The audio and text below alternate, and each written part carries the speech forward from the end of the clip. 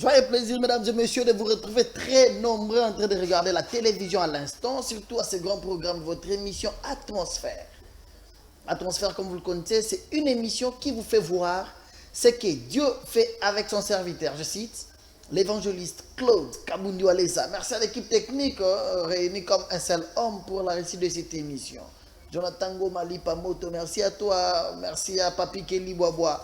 Qui est de côté régie, merci au réalisateur de cette émission, ingénieur Léon Max, lettres majuscules.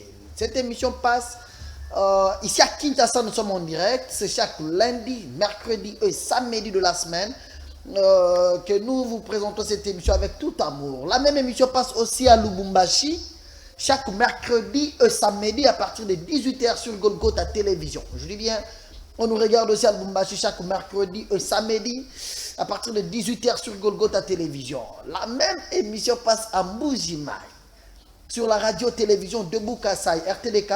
C'est chaque mercredi à partir de 21h que les amis de Mbujimai nous captent sans aucune difficulté. On est en ligne sur YouTube, vous nous regardez depuis les États-Unis, depuis la France, Belgique, Italie, partout dans le monde, vous nous regardez. Je vous dis shalom, que le Dieu de l'évangéliste Claude Kabundu Alessa puisse vous bénir. Voilà, moi c'est Gédéon du ciel. On est là, mesdames et messieurs, comme vous le connaissez. Cette émission vous fait voir ce que Dieu fait avec son serviteur, l'évangéliste Claude Kabundu Alessa. Mais aujourd'hui, je ne serai pas seul sur ces plateaux. Je vais recevoir pour vous un homme bien, c'est un serviteur de Dieu. D'ailleurs, il est patron de la sécurité de centre de réveil spirituel. Avec lui, on va tailler bavette aujourd'hui. Il est évangéliste. Papa Serge, bonsoir. Bonsoir. Bienvenue. Ouais, si ma micro bien. Voilà, bienvenue dans notre émission. C'est la première fois, je pense, que c'est la sourate. C'est impressionnant. Oui, dans un instant.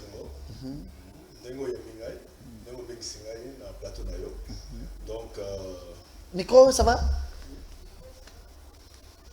Ok? Ah, ok, tu continues. Les gens comprennent, on est en direct. Hein, on est en direct. Les aléas du direct, que ça ne vous dérange pas. Voilà.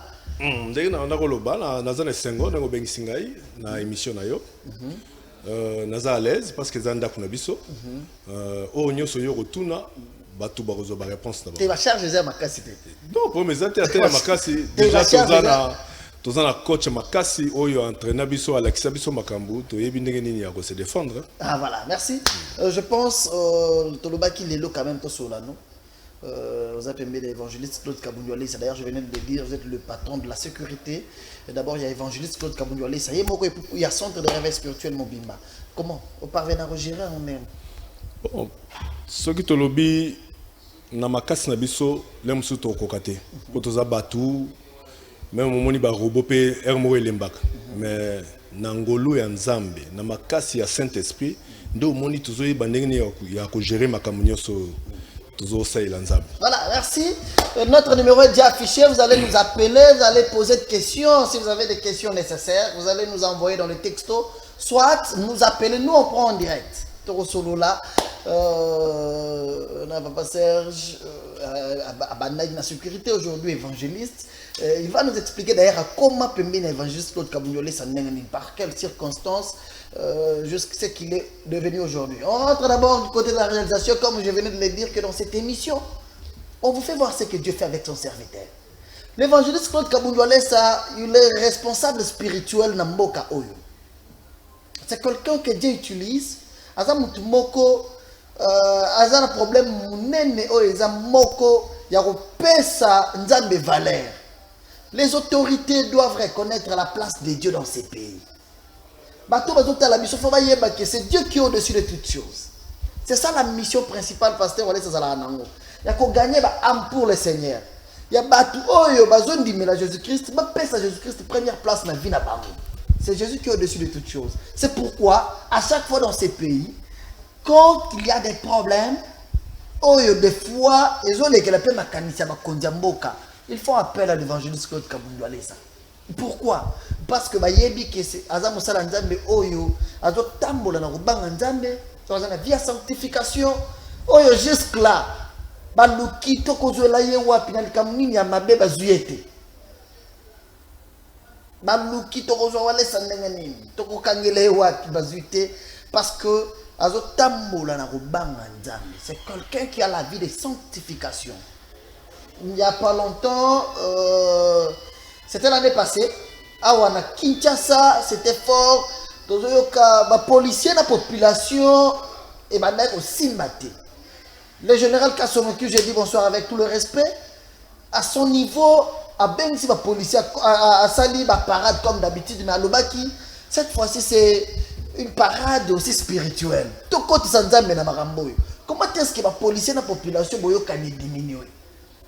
Il a compris que dans ces pays, pour qu'il m'ait compte à tomber avec évangéliste Claude Kabungwale ça, il y a des policiers. À Kenda, à des policiers. Pour la première fois, total, les policiers sont là qui va tenir, mais ils ne font pas Jésus-Christ. Les policiers ont tenu, se sont agenouillés devant Jésus-Christ, pasteur on laisse assembler les Libanais. Au mois de décembre, le général-major, il y a la garde républicaine, quand il y a l'obino, pasteur on laisse Yaka. Quand ça ne va pas. Les soldats il y a des soldats qui sont solo la terre. Les soldats qui sont solo la kisi, les soldats qui sont solo la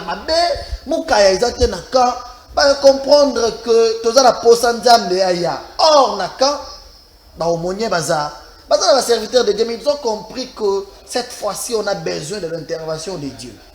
Moutoua, ils ont banganzam, ils ont réconcilier biso.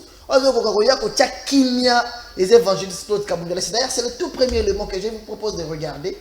Le passage de l'évangéliste Claude Kabungwale, c'est la Kantiach. Pourquoi considérer toi comme ça dans l'institution Yamboka? C'est parce que tout le monde est en train à quoi tu as réunion, on a été tout le monde le président de Sombongo, tout le monde est abattre le Saint-Esprit. C'est pourquoi les institutions lui font confiance.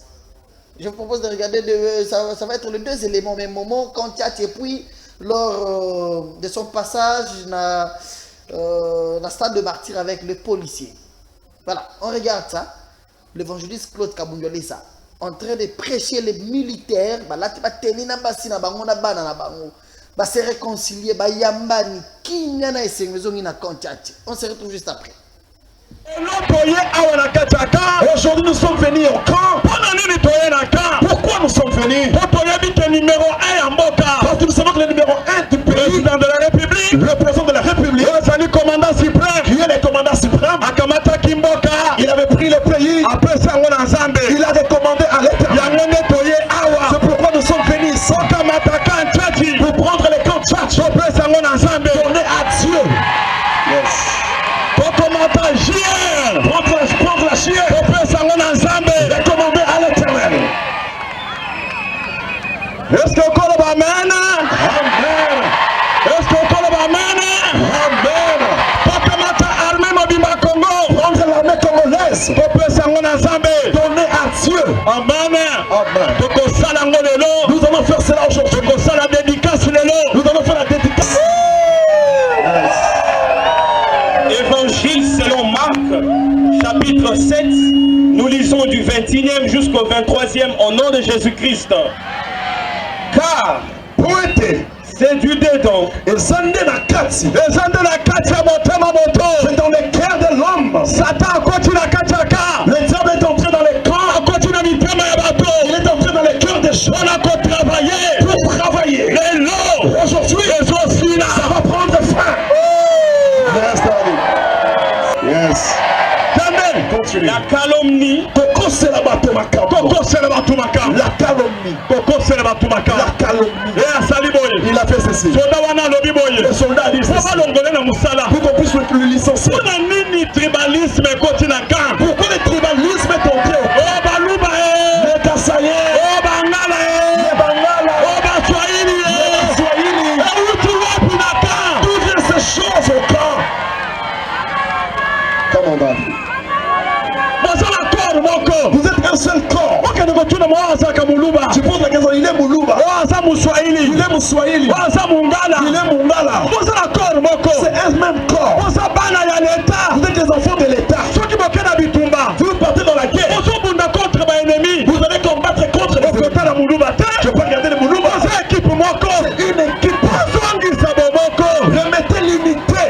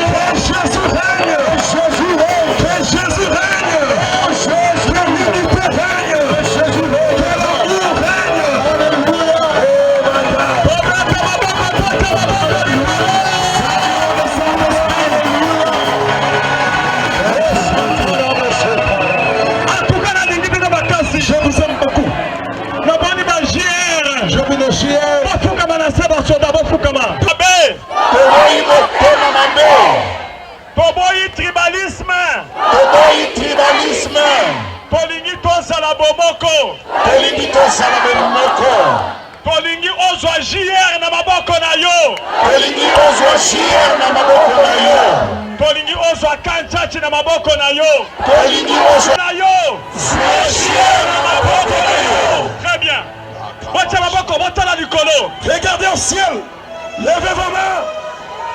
Loba Jésus. Jésus. Zwa biso na maboko na yo.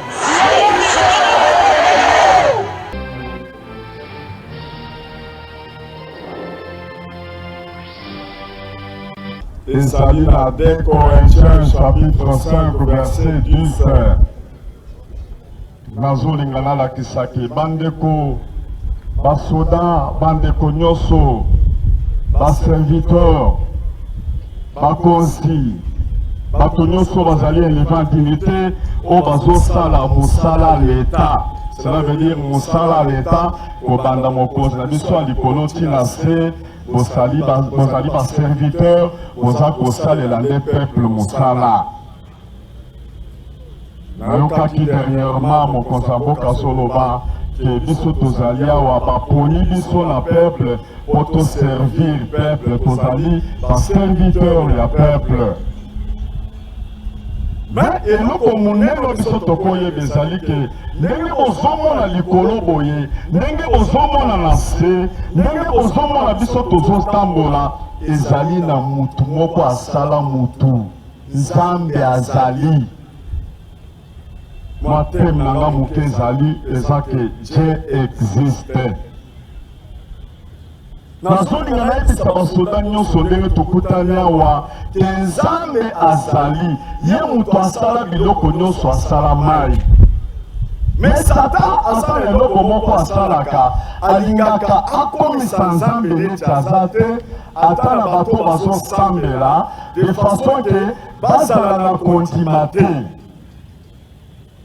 Or que Bible ezoloba ke mutu nyonso azopusana na Nzambe ayeba ke Dieu existe pe azali mofuti ya nyonso azoluka ye. Nzambe amonaka fourmi na kati ya mai, Nzambe azomona. yango nde nazolinga nayebisa bino na 2 Corinthiens 5 verset 10 Bible ezoloba ke tribunal ezali malgré makambo nyonso tozosala, bakojije mutu nyonso selon mosala oyo azosala na bomoi. ezala aza payen, ezala asambelaka, tribunal oyo eleki batribunal nyonso ezali te. Soko olingi okende affaire te sambelaka de façon ke Nzambe na biso abatela yo, okoki jamais mutu oyo Nzambe apesi yo obeta cheleka na drapeau po obatela mutu, okende kobimisa munduki obeta mutu wana boye otelele miso. ata ndenge bozobatela bakonzi boye, mokonzi abimi peut-être agangeli yo, okamati munduki obeti ye, ekoki jamais kosalema. eza eloko akolela parce que ntango bozotia makila na se, mboka ekozala suye. mboka na biso tomoni makambo na tomona te, bazokata bato mituna baeste kuna, bazotia makila na se, eza façon ya koloka mboka mpo mboka ezala suye. makambo ekomi kochange, tozolinga lisusu te bino bato bozolela mpona mboka, bozobunda mpona ekolo, otia lisusu makila bato na se. bake liboso te bamosu baza wana na kati ya bamakambo ebele, soki bakoki kofukama nabondela mpo na bino de façon ke bademo bamonaka bino lisusu te, ezala bana na bino, ezala mvutuma bamona bino te. Au nom de Jésus, est-ce que bosepeli? bofukama kasi bondela Nzambe. tozopesa yo merci. toyebi ke Satan azolinga asala sabotage na kati ya ville oyo ya Kinshasa. tozomona mosala basali na yo, bagénéraux basali, passation de pouvoir esalemi na ndenge nano esalema te. Nzambe tomoni bakonzi kosala mosala, bagénéraux kosala Moussala pour maîtriser ma soda, va comprendre les passations de pouvoir et Salema. Nano et Salema te na kachamboko. Mais tout le monde a Satan a saboté, Mboka, a salir na bakozi, Satan a kosa. Nazo pambo na basali na yo basoda. Zambe pota on a la kacha kotala atara biloko basola kisanga nazomona ke basoda mususu bazata l'intention ya kosala mabete mais loko zo sale maya zo comprendre te cela veut dire bando ki bazana sima. Évangéliste Claude Kabundoualé a invité par les généraux de la police, le chef d'état-major, le général de la garde républicaine, sachant que ma difficulté haute dans la armée, Nzamba Kota. Puis Moutouni n'a pas mérité koya kokotisa kimia na maramboyo kozongisa Nzambe kati na biso. Ils ont compris que dans ces pays, il y a un homme de Dieu bien. Nzambe ozo tambola na rubanga Nzambe. Ozo na vie à sanctification. Je martèle trop sur ça. Ouais, vie à sanctification. Mesdames et messieurs, l'évangéliste Claude Kabundoualé, ça c'est un papa. Ozo na bolingo nene d'abord mboka oyo. Il a un grand cœur. En 2018, d'ailleurs, je l'avais accompagné. L'évangéliste Claude Kabundoualé, ça kenda na mboka Zimbabwe. Élection na mboka Oyo. Le bain de sang prévu par le diable. C'était prévisible que guerre est au Salema na mboka Oyo Congo. Moussala Nzambe a se décidé à l'obéir. Ça, c'est mon pays. Je ne peux pas laisser les gens mourir comme ça. A Matina Ngomba na mboka Zimbabwe. Sambeli. Nzamba télémission arc-en-ciel, Nzamba yebisa ki passation du pouvoir pacifique et au Salema. Il l'avait dit avant les élections, avant la publication des résultats, l'homme de Dieu a dit déjà que la passation de pouvoir pacifique et au Salema pour la première fois na mboka oyo Congo. Nzamba télémission arc-en-ciel avec une mission ya que batu oyo bayeko sambela baluki présence na ngezonga na mboka oyo ngai Nzambe nazana bino. Il faut pour faire ça. L'évangéliste Claude Kabundoualé, sa corona et koti, c'est une pandémie. Et bandi na pototi koti awa. Les églises ont été fermées. D'ailleurs, merci au chef de l'État. Pour votre information, déjà le 15 août, l'église est Zonga. C'est-à-dire les gens qui nous ont manqué, les gens qui nous appelaient du matin au soir. Déjà, c'est 15 culte des Zonga, dans le centre des réveils spirituels. C'est-à-dire les premiers dimanches, nous serons là. Bakangi l'église. Pasteur Walesa, qu'est-ce que dans la Zamba? Signe oyo tomoni oui. Toko mi lobela ke koza la signe attend de la fin.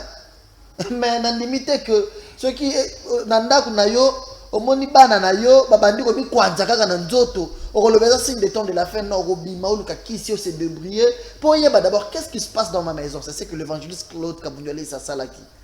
A kotina zamba na ba prière, sambeli a kotina ba maya salité. Nzambe longola coronavirus. Nzamba yebise corona eza dépouillé. Wale sa longola ba sak na nzoto zonga na yo na ndaku. Zala l'aise. Corona eza dépouillé. La puissance, la force za la kati. O satan a tiaki nzamba longoli yango. Seulement Dieu voulait que biso bato mokili to zongela ye. Nous avons eu le temps de marcher très mal devant Dieu. Balingi mbongo, basi na basi bazobalana, basi bazobala bambwa, bakondi misusu ba la kuti papa directeur na la PD. Babima bongo, il y a des choses et c'est ça pas makambo oyo pesa ki kanda ya Nzambe ndo moni makambo tambola ki mabe. Pasteur Walesa à côté qui na ba prière Nzambe pesa ki remède, dia réclamer nos genoux. Monde mobimba, message tambola ki. Batu babimi ba fukameli Nzambe. Le monde mobimba. Les gens ont compris que oui, Dieu réclame nos genoux. Nzamba biso ale sa corona eza dépouillé. Yaza lokola babeti mutumbasu na loba à chaque fois. Ba yaka na mutu babeti mbasu bo makolo vimbi. On prie ba longoli juste puissance za na kati mbasu wana. Oye bo makawana ba longoli yango. Oye tika les apôtres ko kene no hôpital ba ndo soignant. Mais tika na corona. On peut vivre avec ça, lokola malaria, mais ce que le diable avait prévu, c'est déjà dépouillé. La force qui était dans cette fameuse maladie est déjà dépouillée. Pendant tout ce temps, mesdames et messieurs, l'évangéliste Claude Kabundoualé, ça, Nzamba yebisi nengo silisi ba prière bo sala offrande. Nzamba yebisi walesa, o sala offrande, walesa le oui papa, na rosala offrande, il y a 10 000 $. C'est 10 000 les hommes. Ça là 25 000 $.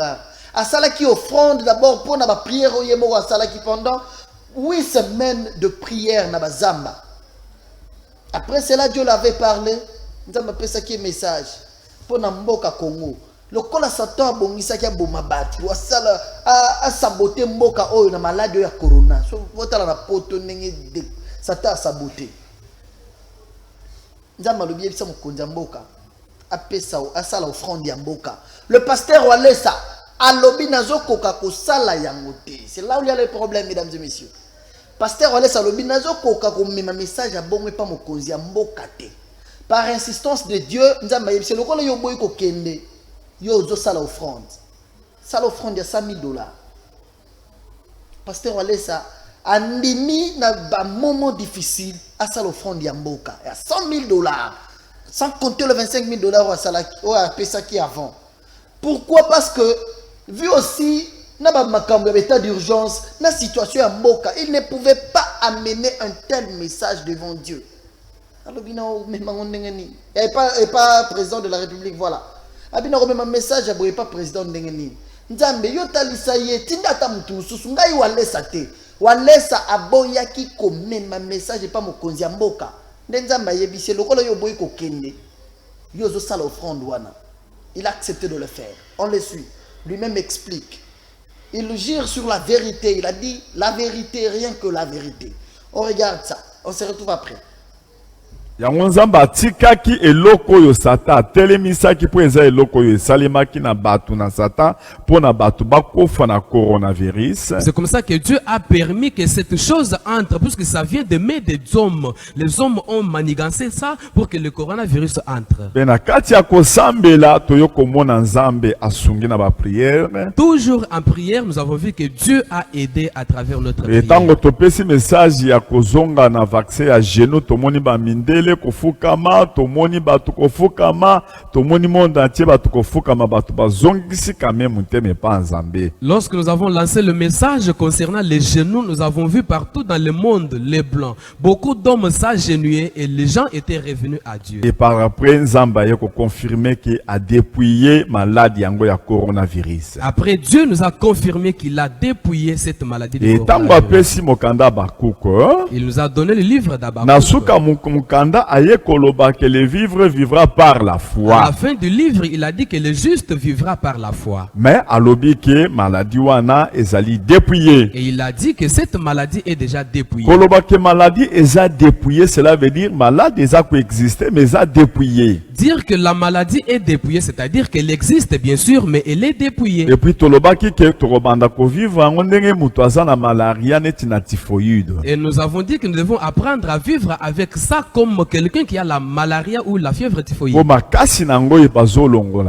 Parce que leur ténacité est déjà ôtée. Et puis confirmer bino. Bien aimé, je suis en train de vous confirmer. Ce qui botali malamu ya solo botali malamu tomoni kutu ba diagnostic mususu na kati ya ba place bazotia bato ya coronavirus et belé bazoyo ka malamu sans komela kisi. Nous sommes en train de voir qu'il y a même plusieurs qui sont en train de guérir sans même prendre les médicaments, là où on est en train de les traiter. Je vous confirme que lorsque j'ai effectué cette prière, Dieu m'avait dit que je donne l'offrande. J'ai pris une offrande de 10 000 $. Dieu a dit que 10 000 $ c'est peu. Pesa 25 000 $. Donne 25 000 $. Nazolo bango au nom de Jésus-Christ. Je parle au nom de Jésus-Christ. Na répartir pe bambongo wango na pesi 25 000 $, ya offrande. J'ai réparti cet argent. J'ai finalement donné 25 000 $ d'offrande. Nzamba yebisinga. Dieu m'a dit. Yebisa mokonzi na bino mboka. Dis à votre président du pays. Apesa offrande pona eloko nga na sali. qu'il donne l'offrande à cause de ce que j'ai fait. Ngana lobi nzambe ngana koko kosenga mokonzi mboka mbongo ya offrande te. Moi je dis Seigneur, mais je ne peux pas demander au président l'argent d'offrande. Soki na sengi ekoya kobimata na bato mususu neti ngai nazolinga nazwa mbongo. Si je demande, les gens vont interpréter que c'est moi qui ai envie d'avoir l'argent. Et puis mbongo yango bakopesa nani? Et cet argent en question, à qui on va donner? Nzambe lobi mbongo yango bakopesa yo. Dieu a dit que c'est à toi qu'on donnera cet Nana argent. lobi jamais, Moi, nana je dis koko non. senga mbongo te. Moi je ne peux pas demander l'argent. Po soki na sengi kaka mbongo yake mbapesa offrande. Parce que si seulement j'ai demandé l'argent qu'on donne l'offrande, Nzambe bakoya koloba ke ngai mutu nazoluka mbongo bapesa nga. Seigneur, on va dire finalement que c'est moi qui cherche l'argent qu'on me donne l'argent. Na yebisi kutu pasteur Lutumba tozalaka na ye. J'ai même partagé avec pasteur Lutumba. Ya yebisi ngai kaka loba kaka. Il m'a dit, mais papa, vous devez seulement dire. Nga lobi papa eza pasi pona loba. J'ai dit, mais ce n'est pas facile. Na epesi na yebisi mwana nanga moko Willy Mbuyamba. Je me suis adressé à mon fils Willy Na Bouyamba. yebisi pe bana nanga mususu. J'ai partagé avec d'autres enfants. Na ke na zamba kosenga bolimbisi nzambe pardon moyena loba likambo ezate. Je suis allé à la montagne demander pardon à Dieu. Seigneur, pardonne-moi. C'est difficile que je dise une telle chose. Yo moko koko toucher yeso ki ye ayeba ke nzamba lobi apesa offrande pona likambo nzamba sali na kati ya mboka. Toi-même, tu peux juste toucher son cœur, qu'il reconnaisse qu'il peut donner l'offrande à cause de ce que Dieu a fait dans le pays. Wana nzamba yebisaki nga pe na yebisa pe monde mobimba na batu nyonso oyo babiki na corona ba apesa offrande na bango. Là, Dieu m'avait dit de m'adresser même au monde entier, à tout celui qui est guéri de coronavirus, de donner l'offrande. Nalobi papa eza difficile pour le moment. J'ai dit, papa, pour le moment c'est difficile. Limbisanga. Pardonne-moi. Bande qu'on a eu problème na nzambe. Bien aimé, j'ai eu un problème sérieux avec Na vous. zolo ba liboso na bino na eu problème na nzambe. J'en parle devant vous. J'ai eu un problème avec Dieu. Nzamba lobi lokolo zoboya koyebisa mokonzi na mboka. Dieu me dit, comme tu as refusé de parler au président, Yo zo pesa offrande mususu. toi tu vas donner une autre offrande. Babi nzambe pardon. J'ai dit pardon. Tala Seigneur. ndenge nazalia na kati ya ba prière na kati ya zamba. Voyez comment je suis ici en prière dans la brousse. Zamba yebisinga kopesa $100,000. Dieu m'a dit comme ça tu vas donner $100,000. Na zolo bango au nom de Jésus-Christ. Je déclare au nom de Jésus-Christ. Na zolo bango au nom de Je Jésus-Christ. confirme ça au nom de Na Jésus-Christ. zolo ba vérité Et c'est la vérité. au nom de Au Jésus-Christ. nom de Jésus-Christ. Alléluia. Amen. Et yo kosale ke na bandi kolela. Pardon papa $100,000. Il s'est fait que j'ai commencé à pleurer. Seigneur, pardon. Alobi $100,000. lokola yo zo boya koyebisa mokonzi. Il me dit, comme toi tu refuses de Yo parler zo au pesa président, $100,000. toi tu vas donner $100,000. Pona makambo oyo na sali na kati ya mboka. À cause de ce que j'ai fait dans le pays. Bande na sali nyonso. J'ai fait tout. Na ndenge ayebisaki ka pona repartir. Comme il m'avait dit de répartir cet argent, Na pesi $100,000. j'ai finalement donné $100,000. Au total 125,000. Le total a fait $125,000 Oyo nga na pesi. que moi-même j'ai donné. L'homme de Dieu a accepté de faire cette offrande-là. Il a expliqué lui-même que je ne pouvais pas amener un tel message auprès du chef de l'État. Nzamba lobi na ye amema message et pas mokonzi mboka lokola Nzamba sauver biso. C'est que le diable avait prévu. N'enge bain de sang oh qui prévu. Il y aurait beaucoup de morts. Nzamba longola ki yango. Mokonzi sa l'offrande. Le pasteur wale sa lobi na kokende te. Nazo koka komema message ya bongo te et pas mokonzi mboka. Abinzambe kaka ngai pona nintinda ta mutusu nga walesa nazo koka kokende te. Mesdames et messieurs, je vais vous faire voir un élément. Potala chaque fois mais cette fois-ci au moins batebele to banda ko lakisa bango. To banda vraiment raison que ça batu pe na nzela. Le pasteur Denis Les, que j'ai beaucoup d'estime mais tant Moussa Nzambe, a fait une émission pour que les pasteurs Kabundualesa a sengi mokonzi mboka dim pour pas pesa ya sambela pour corona esila ya lokuta makam pasteur wale salobite bon tu landa c'est que le pasteur wale avait dit c'est que Dieu lui avait dit alobi nazo koka komema yango pas mokonzi mboka te. Par contre pasteur wale sa ye moko abimisi mbongo afuti nyongo wana pesi offrande wana $100,000 mbongo oyaye alobi ngai nazokoka komema message oyo pa mokonzi ya mboka te na tuna kaka chaque fois et puis naloba na bémission nyonso babengitsanga na internet sur quelques chaînes ici sur place naloba na bato botunaka bato oyo baatakaka pasteur Walesa chaque fois awelaka na bango nini net pasteur Denis Lesi dans une émission alobi Kabundi Walesa et puis il a parlé en précisant Kabundi Walesa alobi na landi yango na ba réseaux sociaux alobi que mokonzi apesa dim yo ebi dim ya mokonzi mboka ezala ya combien et puis c'est ezala dim il y a un mois ou bien il y a dim annuel ou bien dim mensuel ou annuel. Tout ça animé na mauvaise volonté. Il y a à chaque fois. Il ne faut pas que l'oba église à Congo biso basala nzambe nde to bebisi yango te. Ce qui yomo ko to bebisi lo bangai na tamboli mabe, ngam na sali kindumba, ngam na escroquer batu, ngam na sali ba mankiona, na yeko senga bolimi. Il ne faut pas dire biso ba pasteur to senga pardon. Parce que beaucoup ya marambozo lo beza lokuta. En commençant par cet élément que je vous propose de regarder. Il parle avec précision que et puis à lobby na rondi maté ce qui va pesi Walesa mbongo wana ali yango ye moko biso peto kolandela. Il faut peto li anaye. Mbongo ni pasteur Walesa senga mokonzi mbongo te. Atikala ko senga te. Ensuite d'abord le pasteur Denis Lesi ses propos. On se retrouve après. Na ba coin na bango ba témoin pe ba kendi. Ba catholique ezali association. Sans but lucratif. Ne batindi ba former ba former biloko na batindi batu.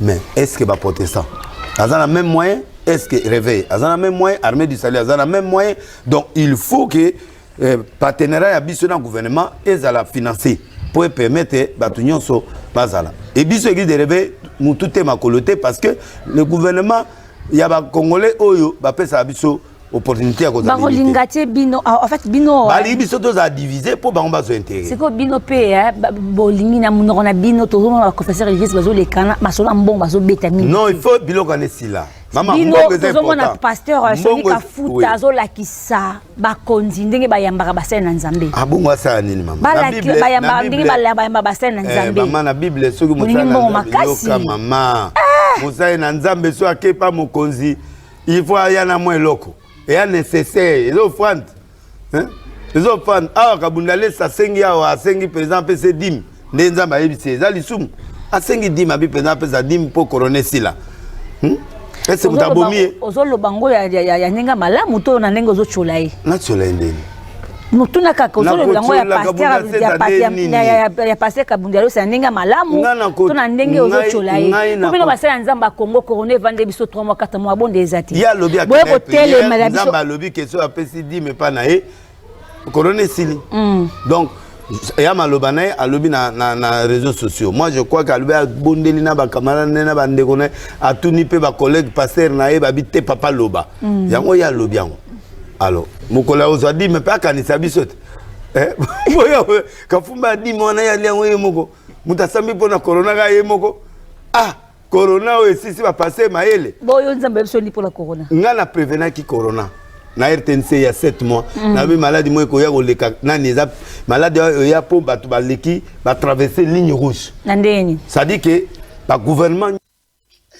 ah voilà ça fait mal tout ça c'est quand tu es animé de mauvaise volonté de mauvaise foi pourquoi tout le grand neni na ko ça pasteur Walesa pe na makambu pasteur Walesa papi pasteur Walesa lo ba nini pasteur Walesa senga imokonja mboko ka mbongo te ah pasteur Denis Lesi pasteur Walesa senga imokonji mbongo te asenga ki dimte c'est pourquoi quand vous voulez parler le bara mamna yo pourquoi vouloir aussi utiliser comment mosala nzambe batambola kana ko banga nzambe na makambo salité ça fait mal nazo ngana pasteur avant ça papi pasteur Denis Lesi lobi pasteur Walesa sengi mokonzi mboka mbongo asambela po corona esila eza makambo lokuta papi ebisa tolanda na pasteur Walesa ye alobaki nini pona ko message pa mokonzi mboka Zamboka mbongo ya offrande te. Moi je dis Seigneur, mais je ne peux pas demander au président l'argent d'offrande. Soki na sengi ekoya ko bimata na batu mususu neti ngai nazolinga nazwa mbongo. Si je demande, les gens vont interpréter que c'est moi qui ai envie d'avoir l'argent. Et puis mbongo ango bakopesa nani? Et cet argent en question, à qui on va donner? Et nzamba lobi mbongo ango bakopesa yo. Dieu a dit que c'est à toi qu'on donnera cet Nana argent. lobi jamais. Moi, Nana je dis non. senga mbongo te. Moi, je ne peux pas demander l'argent. Po soki na sengi kaka mbongo ya ke Mbappé sa offrande. Parce que si seulement j'ai demandé l'argent qu'on donne l'offrande, Nzambe bakoya koloba ke ngai mutu nazoluka mbongo bapesa nga. Seigneur, on va dire finalement que c'est moi qui cherche l'argent qu'on me donne l'argent. Na yebisi kutu pasteur Lutumba tozalaka na ye. J'ai même partagé avec pasteur Lutumba. Ya yebisi ngai kaka loba kaka. Il m'a dit, mais papa, vous devez... Pasteur Walesa lobi na kosala moté. Elo baboya kitala sikonenga ba comment interpréter mabeleno. Alobaki na kosenga mbongo te. Akota ka ba réunion, ba pasteur ba koti réunion, tout ça la ndenge ni ntoke senga mbongo te asala ka yango te. Aya pasteur de l'île, je pense kota ba réunion belé, pasteur Walesa kota te. Papa Serge. Ah, un petit commentaire par rapport à ce que nous venons de suivre ensemble, parce que l'équipe écoute sur les réseaux sociaux, un mot par rapport à ça? En tout cas, nakoyeb sayo eza mawa mingi.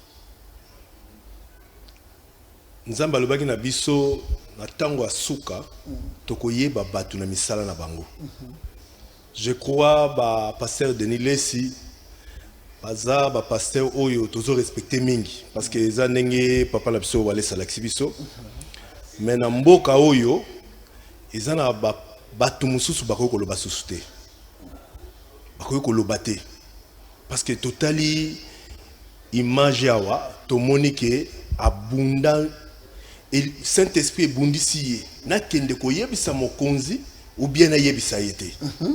Mais par là, rapport le pasteur Walesa. Oui. À tout ni ba proche. Biso to yebisi ye loba.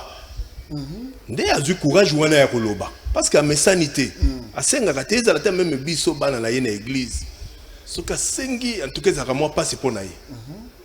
Mais yo leki pasteur aux yeux au capter le qu'on a bien te aux yeux courage ya koleka ya koloba o batu beli bazotala o lobaki pasteur a sengi non ezana ba tumususu bakoko lobate na mboko surtout au monde ti pasteur Walesa aza modèle na mboko pasteur Walesa aza pasteur moko nzambe ayokeli biso ba congolais mawa ndi ayeko bimisa depuis ba pasteur oto yebaka ba kombo minene ba banga kanzambe ba kenda totali ba pasteur rebelle ti lelo bozomona pe misala ezobima mais papa wana soki eza na bato oyo bazobanga nzambe aleki na TV malobi ke pasteur Walesa alingi kosenga mokonzi mboka mbongo aza mutu moko nanu nzambe avandi na kati na été. Ouais, parce que c'est une fausse information. Mais oui. Aluki kaka ndenge nini tout salir pe Walesa. Non, problème ezali boye papa. Omoni pasteur Walesa bazo bundisa ye pona nini. Parce que azana nzambe et puis azo tambola selon les règles. Omoni muto azo banga nzambe ezana batu oyo ya mabe bakoya ko bebisa bakolinga ba entraîner parce que to landi bien lelo to moni pasteur Denis Le Sabimi parce que c'est moko to mona omoni souté. Mais to ko mona muta bimi abandi kaka biso to liaki ba pasteur tout to liaki mais biso to yebi ke même oui pourquoi na sepena za no lelo. Yo za na sécurité pasteur Walesa. C'est pour dire que vous allez aller partout. Combien de réunions assistent il y a Marambwa présidence, Marambwa, il y a pasteur bazokutana pour organiser la prière que tokende kuna déjà surtout à l'époque de l'ancien chef de l'État Joseph Kabila Kabange. Une période pasteur bakota trop ba réunion bongo. Bon assistant combien de fois? Non roloba boye. Lokola tozakana ye pembeni wana. Omoni nanu ngaku na monate avant de répondre na mutu no yotuninga nanu na monate mutu depuis avant na ndaku na ye mitu kezali azaka na posa ko bimate azala ba fidèle combien ko kende soki ka likamundi ake kotala soko sambela mutu hôpital ake ko mais ko kende kotala ko bima bonde to mona ka ba passer bazo leka na boye asa abimakate to kamora biso moko mais problème oyo ya kolobake pasteur Walesa non il faut pas banga nzambe mutu oyo nano akenda ta réunion moko te ya ba pasteur ya mboka oyo azaka même pas na ba groupe na bango bongo ndenge ni na okende réunion bomona kipo baye kotia makambo elekaki ya ba prophétie azoloba na batu bokomisanga na pesa message mais batu bakanisaki nini nazoluka elikuta mais tanga lobaki na miso ya batu alobike nazoluka elikuta te pa mokonza mboka soki ayoki message ote ekokomele mabe okaki ndenge mboka telemaki pelaka moto pasteur Walesa lobi mokonzi boye pasteur Walesa or il voulait juste que transmettre et l'or nzamba natalisaki non toni to loba boye omoni pasteur Denis Lesi tolingi ye mingi problème na yezali to mona ki ma image awa balakisaka biso bakangaka ye makambo ya bamituka baeskokaki batu banini siko batu wana babungaki mais batali badembelaka toujours na moto oyo aza na réputation malamu okende koluka pasteur mosusu te bino mo bomoni bamakambo ebimia mopepa mabe ebimia kaka mutu moko atikali oyo azana makambo mais tolobi makambo ya kutu ya kosenga mambongo wana mais mutu azokabela batu mbongo ezala na poto tongaka voyager na partout aux États-Unis partout comme wana voyager na pasteur Walesa plusieurs fois na mboka ebele ko kabango apesa sala ngoka awa pesi batu l'église là nga pesa awa ou bien même libanda l'étranger il le fait oyebi papa mutu akabaka ya lukuta emonanaka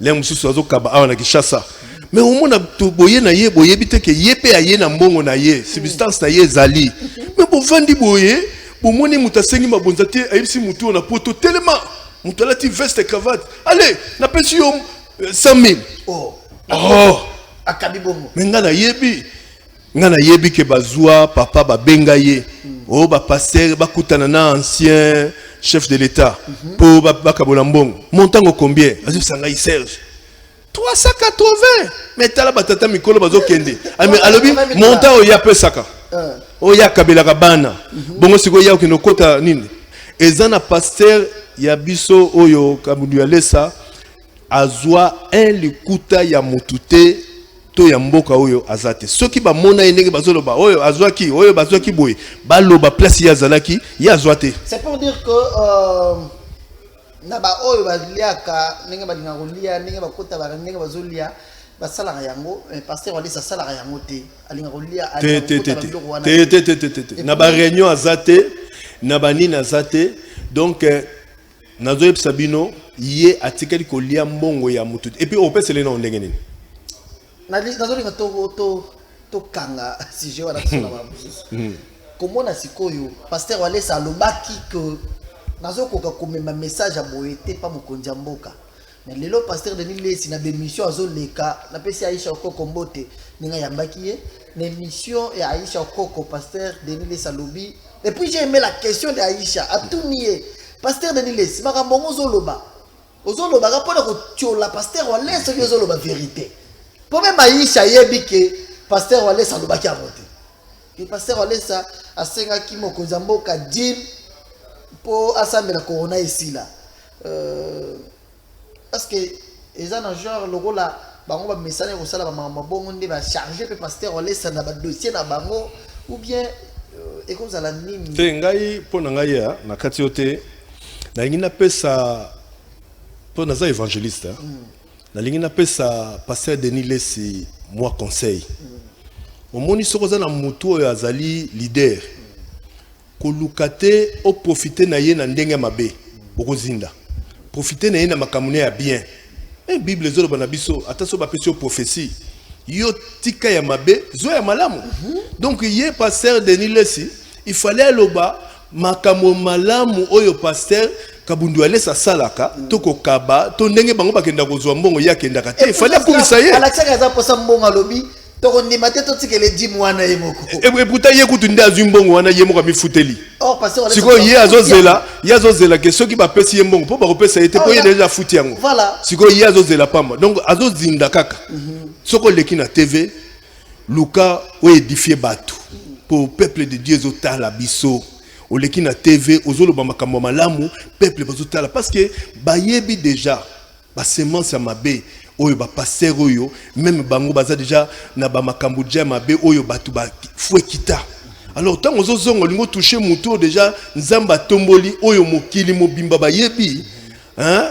On a une bonne réputation partout dans le monde. Ça l'erreur. On a conseil na pesi en tant qu'évangéliste que Azali Pakanangaye donc déjà Azalaki Liboso mais na makambo nzambe nazo yebisa ye que alukaka profiter na ba leader na makambo malamu azu ya mabe atiki parce que ye ambongo wana asengaki te mais mbongo wana ye moko mifuteli le pasteur wala sa futeli Congo oyo voilà ma difficulté ni mbozala nango kutana nango ninga boza na service wana ya sécurité ya pasteur wala sa na tota la image moko na poto ba veste et passo qui kuna ma difficulté nini ya grave depuis que tu es avec le pasteur Walesa comme étant mon président il y a sécurité dans le centre de réveil spirituel la difficulté nini okutani nango.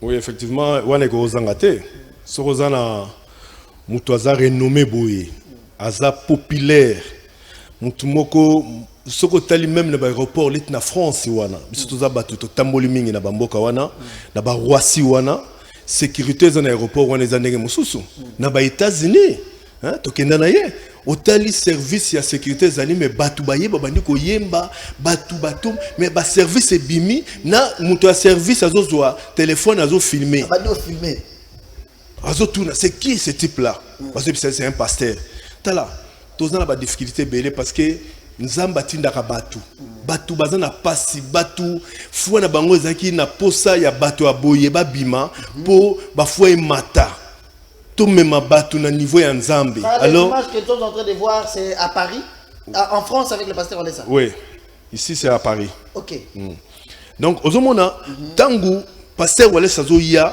foule zoya botali heureusement pasteur Walesa na Saint-Esprit à ça quand même critère moko azwa batu apona batu na ba critère tozana no spirituellement toza calé et puis physiquement toza pe blindé et puis na makambo nyonso tozali parce que soko tali même image wana ezali blagité ozomona muto zo ya tindiki maman ce qui réalisation ba kele biso omona na Brazza. Nous avons vu jusqu'au point que les pasteurs Walesa tient pas kenene na se. Mais tolobi na yo ezali kaka na Afrique te. Ezali na Afrique partout. Ce place nous to commandant to lekate que inaperçu boye batu bazalo ba papa te il faut boya ceux qui bilamba eza chiffonné te moyen te. Des places to santaka Saint-Esprit azali. Parce que to yebi batu belé pour mouvement wana salama il faut batu ba kende asimba ba kesi.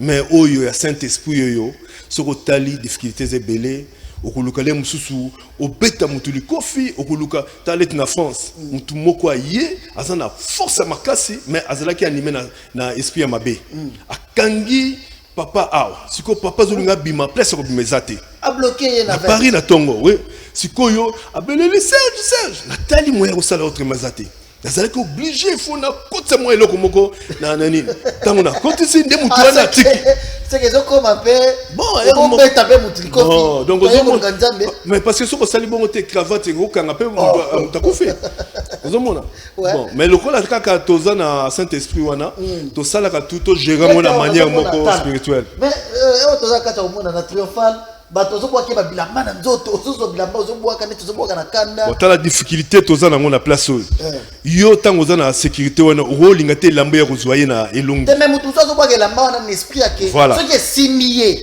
et simbeka lokola za musala nzambe ce qui est simbié problème na za na ngo zo sila c'est ça par la foi yo ce zo boya sikoyo bon comment te zo ko la pe bato wana te to tikaka soka simbi to zongisi atanga isoki na simbi lokola nza connecté pembene mosala nzambe soki na simbi na zongisi mutu wana zwe elamba na ye aza beni. OK ozo comprendre donc ezana motema yango moni biloko boye ndenge nini ba ennemi bazale belete parce que nana ko sa susu biloko boye na Kinshasa je disais tout à l'heure la soba ngeli biso le mana Brazza au monde qui bat bazo wele le pasteur na entrée wana bazo wele le pasteur Walesa jusqu'au point que moni be awa pasteur makoyi na ye awa Lour Mwamba boye Serge boye le mabe zawana mais où les yebele. Maintenant moi je me pose la question dengo zo se babilamba ya bato wana pa bazo boaka bilamba na pona robeta ete bazo boaka ke la mananga lokola nazana moya ko simba ete liputa nanga simba taye problème nazana ngo sila bato so basala jeu j'ai vu plusieurs fois muto azui aboaki liputa bongo ale ayena mwana zobela longo liputa wana mpana boko tena nzoto mwana na ye. Bon, moni biloko ya kubwaka wana eza mabete. Metala fikine otozalaki nango, hein? Fikine wa liboso tozalaki nango wana. ezalaki na nganga kisi moko ayaki na mouchoir rouge. OK. Ezalaki na puissance te mais à comprendre que nzamba aza makasi. Alingaki ye pe ndenge batu bazokanisa ke soka bwaki eloko wana et toucher mosala nzambe eza na force wana oyo ekozongela ye. Sikoyo nganga wana amonaki azaki sur na puissance te. Alobi te ngai na megana nzambe ya moto. Et tant où il y a Bambi, mouchoir wana, il y a une idée de soka Bambi mouchoir wana touché passé, peut-être que ça va faire mon bruit. Mais malamu on a récupéré ngo. OK. Et comment il était nzamba ko permettre te et comme matina nzoto ya passé. Ate commis. Et ça les lots. Alors, là ce sont des difficultés alors côté au moins avantage pays. Makambanzambe futaka papa. Makambanzambe futaka papa. Makambanzambe futaka. Omoni biso ba Serge tozolo balelo. Soki tozobenga ba évangéliste. Eza salaire nzamba futi biso na musala wana. Parce que tango na yaki na no évangéliste c'était. Hein? D'abord il y a nini? Biso na biso soki. Yo oya o comment peut mettre pasteur aller sa nini? Miracle. OK. Eza miracle. Donc, pendant 2-3 minutes. Parce que au moni tokutaka pe batu. Tokutaki batu, mais tant toya ki pe moi na charisme moko boye moi ya musuni. Moi mutu moi fier et pe moi mutu tali pe boye, hein, akenda kazongaka. Mais au poussani pe mena mutu wana kuti mutu wana za humble. Déjà simplicité na yepe bandi ko zongisa yo na bomoto. C'est qu'au jour musu tozalaki na papa chicken, alobi tozo sala clip na église. Mais na lingi bino mi baleta ngona kokota, bino bozala surtout yo. À tout moment lingo ya église, à tout moment lingo kota na ina kota, faut kota kana ngai. Ndena bandi ko landa ye. Ndenge Jésus bandi ko zokaka yo landa ngai. Oyo tika boy, o sala boy. Ndenge omoni passer wale sa azwa ngai. Azwi ngai albi to kota kana yo, to bandi ko kota na ye ti na ndenge na ye ko sala département oyo. Na ye ko créer département oyo ba élément bandi ko ya to normaliser ngo sikoyo, to tiango sikoyo na makamunyoso, to kotisa na bonzambe, papa to kena bangomba assemblée ndo moni makambone sikoyo evandi. Na département no zana combien de personnes? Baza combien? Na zana 50 éléments. 50 éléments dans la sécurité. Oyo bazali ko kengela ba mituka, batu, oyo baza ko kengela na temple makamunyoso. Tozali. Bandaku, nandaku, bana, makamunyoso, batu bazali. Mais au yebi place batu bazali, makamboizanga rate. Ouais. Voilà, on était en train de regarder cet élément-là dans l'ingango makasi à Brazzaville wana. Voilà, pena nabi bat oyo, ba ils ont esprit nini nenga bazowele la pasteur wale sa na zoto boy. Là, tous ces gens bazoya avec un objectif et la confiance que pasteur wale sa aza mosali ya Nzambe. Nous t'en déjà vers la fin de notre entretien. J'ai 3 questions. Moi, 3 questions. Ok, Nike, il y a qui une église comme tout le monde. On s'est retrouvé dans la sécurité à Pasteur Walesa à plusieurs fois.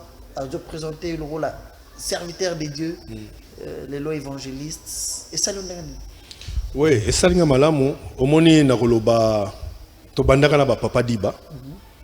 Bango kutubaye bakuti biso mais lelo papa di baza passer munene na kati ya songa la biso ouais mais biso pe toyo koya malembe biso to wela raté na sepeni makasi parce que omoni kolingate kaka oya ko sukaka na makama nzambe basukaka te nzambe amatisaka ya nzambe kendaka kaka oyaki patron sécurité lelo okomi évangéliste lobina okoma mutu mususu ti na ko matape na lola ba PSP un jour moi ba PSP église moko na commune moko mais lelo omoni batu bazui banini te batu bazui na ba yo te ngai na lingi na kozala pembeni ya moto wana omoni par rapport déjà ya masse pasteur ya ce pasteur a bouillé ça problème bongo yo moko mona kayete charisme azana ngo charisme vitala soko zana nzambe ko okomona ina yo moko ndenge kotondama eza makambo ebele na kati to sepela en tout cas ndenge to mata parce que na makambo nzambe et puis place nzambe azali ndo moni ba résultat boy ndo moni parce que soko tali bien bana lelo ebele ya ba pasteur ba bébé mais tala mala pasteur na biso tala pasteur Trésor que je salue bien que j'aime beaucoup ça c'est aussi une particularité bana ba pasteur ebele bazala na mauvaise réputation bana ba pasteur ebele bazala ba to ba sentaka ba to eza ba mais bato basala ba désordre eza bango bato na bangande eza bango mais au moins chez pasteur Walesa na bana na nyonso ya réputation ba bazati mais na monsieur bongo moni leti biso ba Serge mais tout ça qui bana mabe hein biso ce que moni to komi lelo ba évangéliste boye to komi ba tunanzambe boye to za to uti musika pourtant to yaki apeto bana sambela ba place mususu mais makambo to changer to moni na pembeni ya mosala nzambe donc les blagues eza blague te nzambe aza na kati ya papa na biso et puis nzambe na yende a changer biso po nzambe kandi muta changer nzambe a changer biso ataye biso a briser biso ndete lelo to komi boye parce que tozaki batu moko ya kanda batu moko ya lolendo batu moko ya makambo mususu obi lelo po na komi lelo po na sala ta lisumu boye na komi ko banga mwa mukie na komi ko banga mais liboso zaki lisumu na mona ngona oma pesa na sambela mais lelo maso na banga passer wala c'était mais nazo banga nzambe oyo azomona nga place na batami azomona donc nzamba salaka. Une belle émission, mais le temps nous fait des fois, c'est pas fini. Hein. On va s'organiser. Solana équipe Nangaï, comme ça, tu bien que je le aussi de sa mambo. Non, tu as on a. Tu as mambo, c'est belle photo Solana.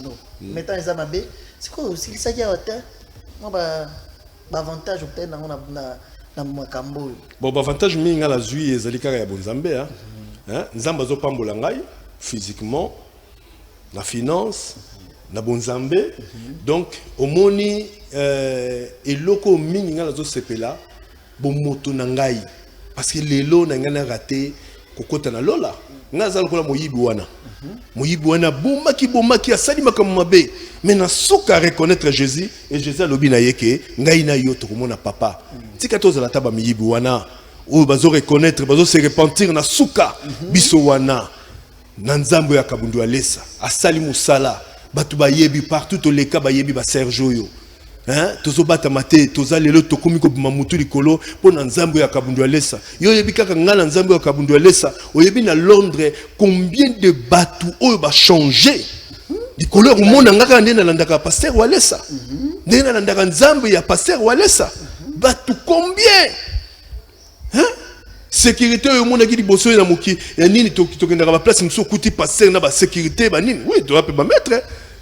hein soko yo po kuta na tozana ba lourd wana to hein tozana ba double one tozana ba mettre base ba mettre lembola tozana ba mettre Thierry hein o ba mso bazana ba France partout mais na yebisio ke lelo sécurité ya ba pasteur et comme sikoyo ko koma spirituel ezaka ka mingi ya musunité mais parce ngai pe lelo omoni ko ya na butu obeta ngai okuta na peke na koti yo OK donc bolamu na biso na nzambo yo ezali yango wana kozalaka makasi na nzoto te ezala makasi omoni ke batindeli yo mwasi hein pe olobi ke oui maman omoni ngai naza ya lobité Sergio yebaki wana ezali lote ona kitsa mwa pantalon eza mwa pasi parce mukaya wana clé na ngona bosalangi na ngomba mia OK po bangomba ngana mati non papa wale sanzamba pambola yo parce que bangomba ngana mati na mbujimai eza bangomba yo moni kitisi papa et bimisie na monde entier ngai ya meminga na bangomba wana bangomba no moni soki na vandi na kanisi hein tozaka na Saint-Esprit akimaka te alongwaka te soki ndo péché a commis attristé mais soki ozongeli o se repentir à télémi. Voilà, c'est profond. Un message de l'eau d'abord nous préférons autant de caméra na yo. Hein? Na caméra nous. Au solo d'abord on va mettre. D'abord on va mettre belé oyo bazo betaka batu. Oyo bazana bonzambete, oyo bazo ndimateke mettre ko kipe ko changer ko comme serviteur de Dieu. C'est quelque chose de très important. Au bien watko les autres ont la sécurité à pasteur car il y a monsunité mais spirituel aussi c'est que ce qui est spirituellement au côté de bonzambé zali un message à adresser à bango un message à adresser à bana centre de réveil spirituel c'est parce que déjà l'église les autres sont kalaté un message à adresser à batu nyos oyo ba beti ni bakuma lamu ya Rolanda yo na ba Rolanda na monde mobimba autant la caméra wana ouais na koloba boye pona bana nzambe nyoso surtout ba maître bolanda exemple na biso bomoneki toza pe na lourd azaki pa jibe ayebanaki mais lelo lourd aza moto mususu biso ba Sergio boyebi hein ezala ba Londres ezala partout to l'équipe boyebi na Kasavu ngala boteme na Kasavu na ko na Kasavu boyebi hein commune na ngala yebi mais problème na biso ezali ke to koti na bonzambe d'ailleurs maître soki o komi maître robundaka pa pamba te robetaka susu te yango na moni bozwa maîtrise wana bolanda biso to kotsa ki maître na bonzambe to ya na bonzambe soko za maître za na ba élève kotisa ba to lingo banda entraînement bokumisi nzambe bosala kandengo wana bon pona bana ya centre de réveil nazolo baki kala mingi te le 15 déjà bazo fungola masolo boyoka ki président mokonza mboka Fati Beton alobaki donc tokokutana tozo kumisa nzambe parce que bana centre malgré tout bande ko ya na église te bande ko landa biso pe bande ko samela makasi et puis nako pesa message makasi na famille nanga famille ngai bolinga nzambe ya ndeko na bino ekozala malamu nazo saluer mwasi na ngai Rose Chinguta et puis na bana nyoso donc toza wana na bonzambe surtout mingi na remercier pasteur na ngai Kabundu Alessa wana zali coach parce que nzambe akitaka boité nzambe asalaka toujours na batu nzamba sali biso ba Sergio yo na nzela ya papa na puis alinginga mingi na mabena nga na malamu na ngai aza toujours Serge et puis ozomona atatei atana kei toujours Serge lelo oyoka kindenge nini lelo oyoka kindenge nini yango na lobi tango na bande koteya batu ba comprendre que nazalaki pembe na musala nzambe. OK. Merci. Le temps me fait défaut pour na aussi le salari. Ce qui na senyo yebisa pasteur Alessa il kambotra la yebisa été. Ou bien il kamboza nango au moni yeza occasion azokoza la tota la télévision sikoyo. Yo Serge oyebisa yo yebisa. Papa, ce que zana likamuna na lobana yote tikana lobano papa. Biso ba Serge soki yo bungisi nzambe. Tokosuka wapi? Pour beta katolo yango to sambela kama bolongo na biso ezonga depuis yebisa biso to sambela ka pona yo pona maman Angèle pona